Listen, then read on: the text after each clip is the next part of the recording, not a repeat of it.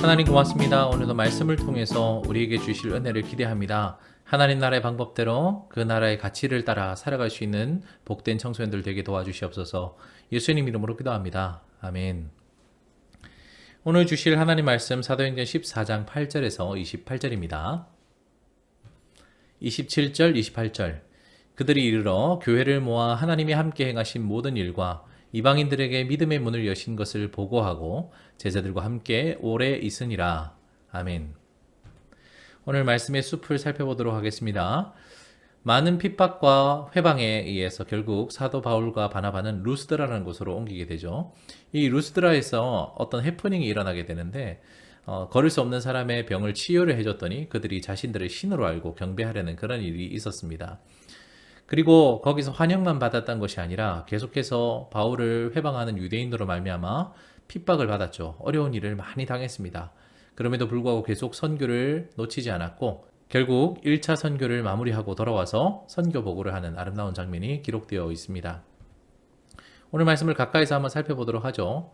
바울과 바나바가 루스드라에서 이렇게 병을 고치는 일이 일어나자 사람들은 마치 인간의 몸을 입고 나타난 제우스 그리고 헤르메스와 같은 신들, 그리스의 신, 헬라의 신이라고 생각하고 추앙을 받았던 적이 있었습니다.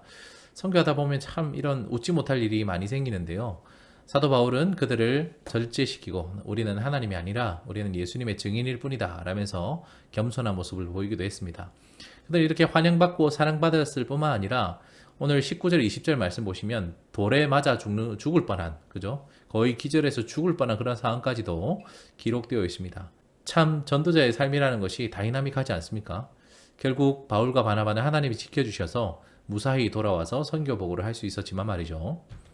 오늘 말씀을 하나님 나라 관점으로 어떻게 정리할 수 있을까요? 선교 현장은 굉장히 역동적입니다. 왜냐하면 우리가 살아가는 이 세상은 복음의 호의를 가지고 있는 그런 세상이 아니기 때문에 그렇죠. 깨어진 이 세상은 우리가 복음을 전할 때 굉장한 역동으로 복음을 맞이하게 됩니다. 기뻐하고 받아들이는 사람이 있느냐 하면 돌을 쳐서 죽이려고 할 만큼 부정적인 감정을 가진 사람들도 반드시 있다는 것을 우리가 잊지 말아야 됩니다. 하지만 우리가 걱정 안 해도 될 것은 하나님은 사명이 남아있는 사람을 절대 먼저 데려가지 않으십니다. 바울과 바나바를 지켜주신 이유는 아직 그들에게 사명이 남아있기 때문에 그렇죠. 여러분, 사명자는 죽지 않습니다. 모든 선교자와 모든 전도자를 하나님이 다 살려주신다는 건 아니에요. 우리가 알고 있듯이 선교하다가 돌아가신 분도 많고 전도하다가 어려움 당하신 분들도 많아요. 그런 분들은 하나님이 싫어하시냐 미워하시냐 그게 아니라 그들에게 이제 사명이 다 했기 때문에 그렇죠. 여러분, 생사화복은 항상 하나님이 지고 계시는 것이죠. 우리 하나님께서 나에게 사명이 남아있는 한 나를 지켜주시고 살려주실 것이다라는 이 믿음 가지고 오늘 하루 사람의 눈치 보지 말고 하나님의 뜻을 따라 살아갈 수 있는 복된 청소년들 되기를 바랍니다. 말씀 생각하며 함께 기도합시다. 하나님, 사명자는 하나님께서 책임지시고 지켜주신다는 말씀 오늘 나누었습니다.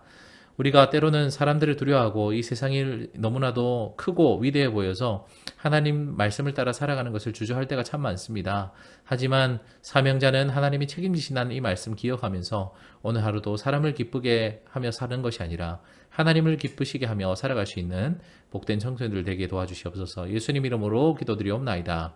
아멘. 오늘도 수고 많았습니다. 우리 내일 다시 만나요.